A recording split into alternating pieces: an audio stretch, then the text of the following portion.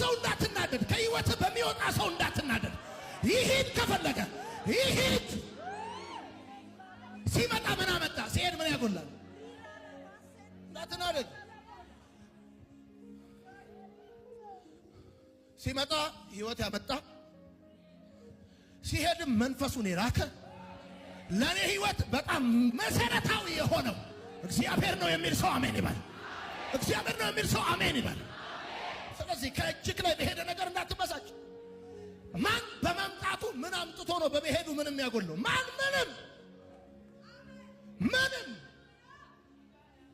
ምንም እጅግ ላይ ያለው መኪና ሄዶ ሊሆን ይችላል።